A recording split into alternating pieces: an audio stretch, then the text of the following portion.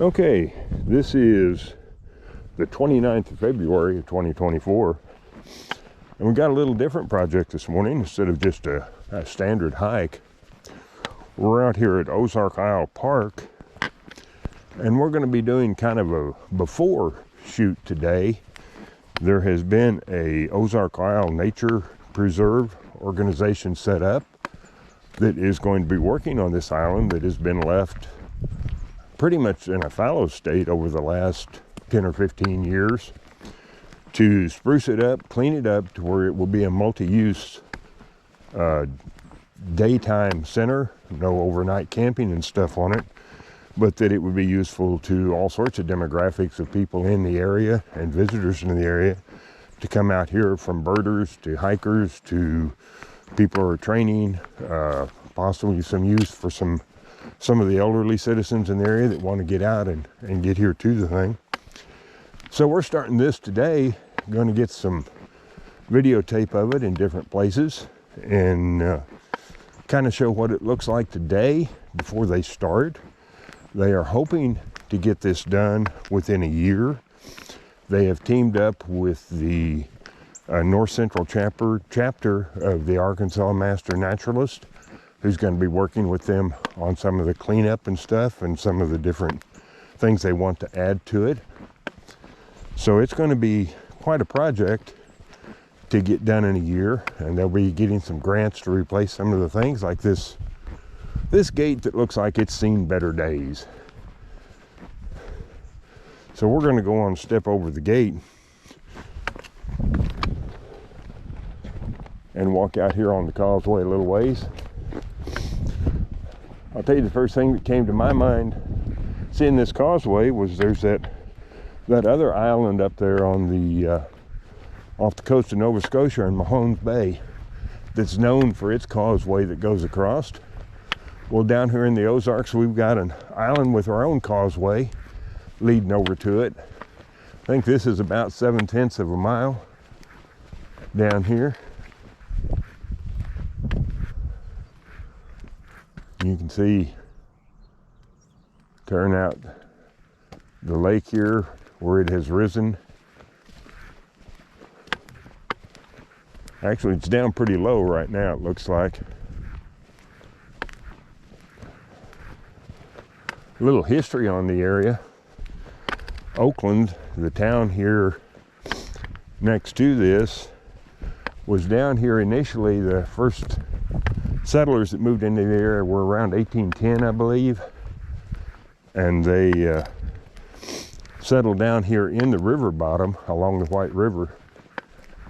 And I think initially it was Orcott Flats, named after one of the early settlers, and eventually a post office was moved to it, and I think it was Noes, N-O-E-S, I believe, post office.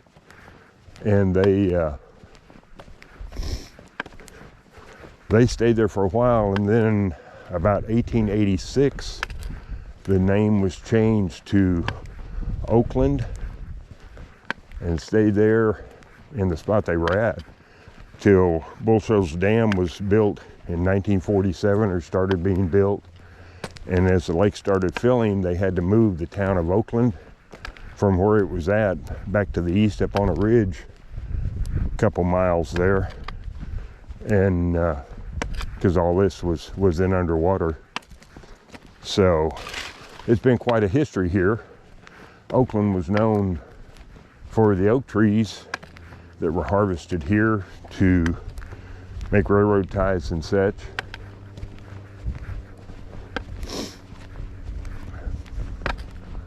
Had several industries down here. They had a shell button factory up the river a ways, and it was actually, I think, went into the 1940s somewhere, making buttons out of mussel shells.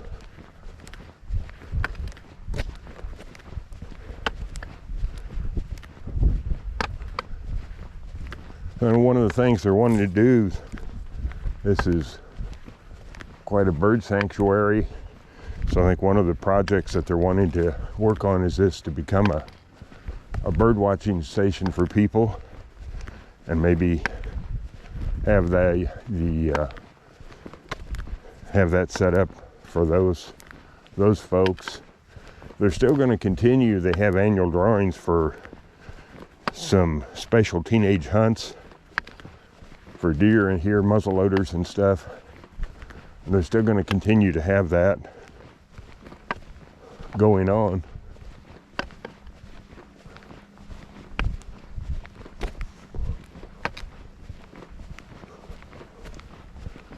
Okay, well, as we're going across the causeway, I can see a few birds perched on the railing up here ahead of us, but I'm going to shut the camera off for a while and catch you in a few. Okay, we've come across the causeway now, and this is the first set of signs you see. Of course, the campground's long closed, and you can see that it's been set fallow for quite a few years here. So we're going to walk up here to the right and kind of see what all we find. See you in a few.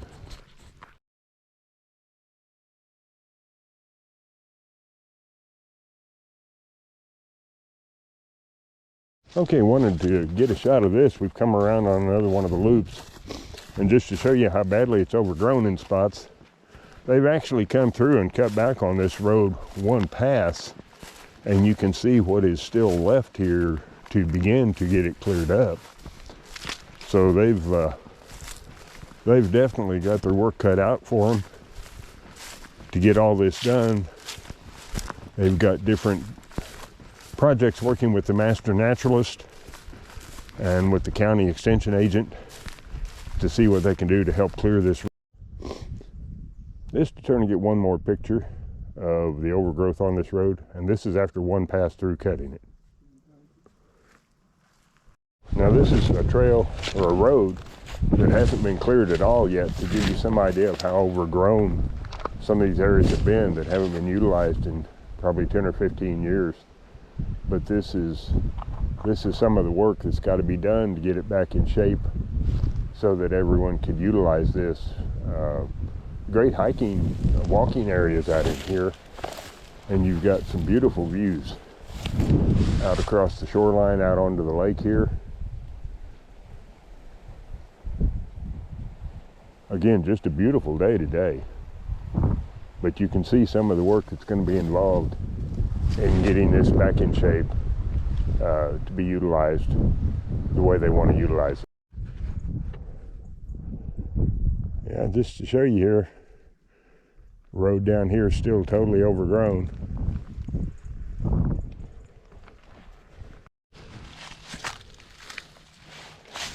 Okay. Just to show, the road has been real good up to now. Of course, a lot of this is just leaf clutter coming across the trail, but you can see the neighborhood back in here be a really nice area. Spring, summer, and the fall. I'll bet you get some good fall colorations back in here.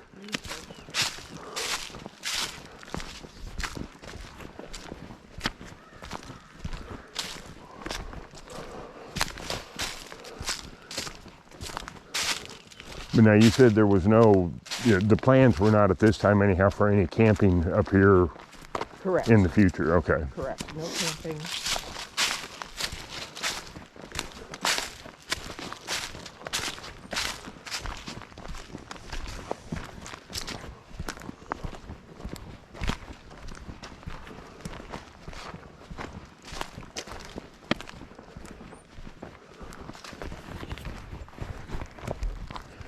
Okay, let me pause it here for a minute and pick it up on the other side. Film here. We got some old timber down here. That looks like it's been there a few years.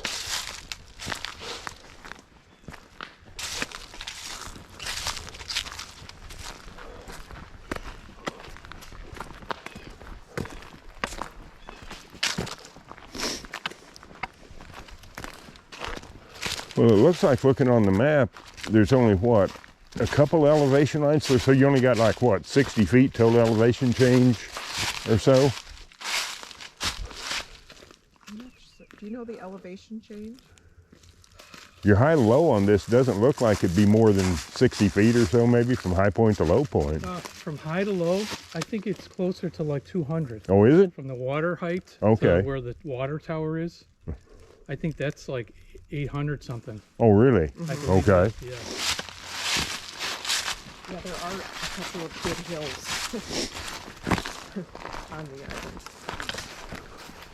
Or on the path. Yeah.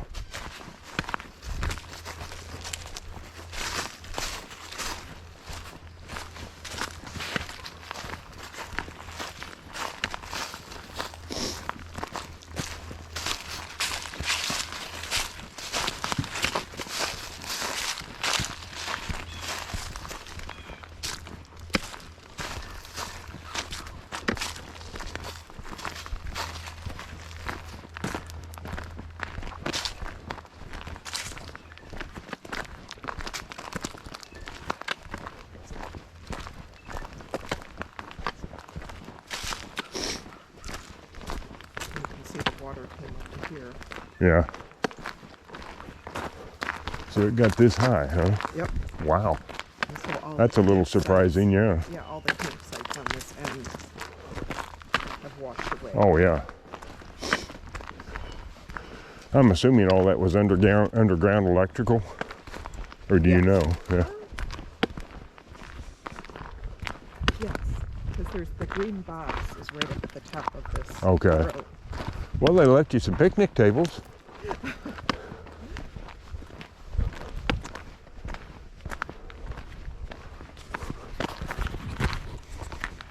So this was the old campground loop here that got buried underneath the, yeah, because there's the poles for the lanterns or whatever. Correct. Okay.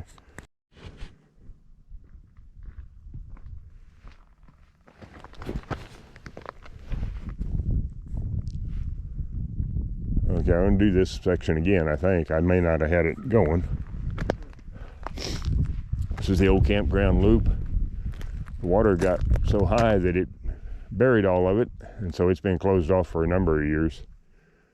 Left some old picnic tables and stuff out here though. Okay, I just wanted to pick up here and show we have some invasive species that has moved into the area somewhere along the way, and during the summertime it grows up through the road, becomes several feet high, and of course is a home for ticks and chiggers and things like that. So that'll be one of the higher priority items, at least as far as the roadways go, is to get this killed out and cleared out to where it will be passable and usable throughout the summer months. You can see kind of even here with leaf off, there's a beauty to this area, but it also, you get the feeling of abandonment walking through it. Catch you in a few.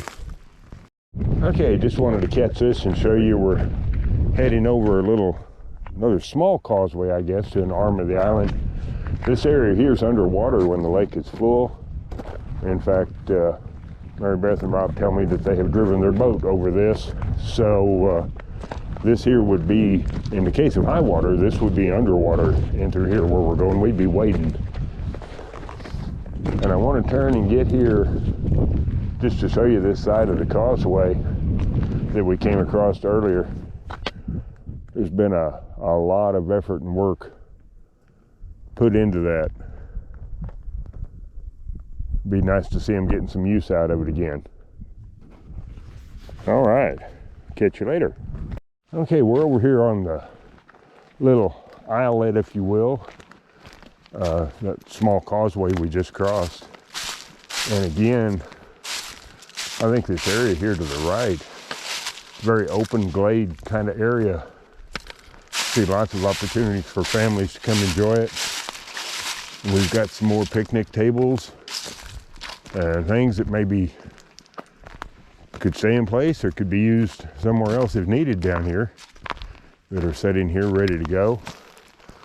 Lots of opportunities to make this place vibrant again and have people using it rather than just sitting here wasting away. Catch you in a few. Okay, this is what's known as Point 9, looking out over the lake. Work my way down here just a little bit.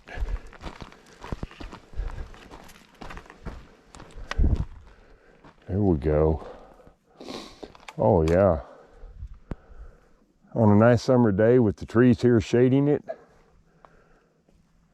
breeze off the lake, this would be really nice. Setting up in here.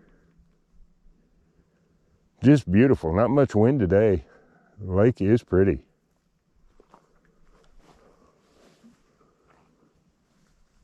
Wow, what a nice place. You could spend some time here for sure. Another spot here on the island. This is where Mary Beth says the boats come and tie up here in the summertime. Kids swim and stuff. Just another nice area here on the island. Again, being underutilized at the present time, let's put it that way. Very good. Look out across here. Wow. How pretty. Get over here. You look way up in that tree there. We've got a big nest. It could be an eagle or something else, we don't know. But they spent some time and effort making that one. Very good. We're going to head back across the small causeway here, back over toward the main part of the island.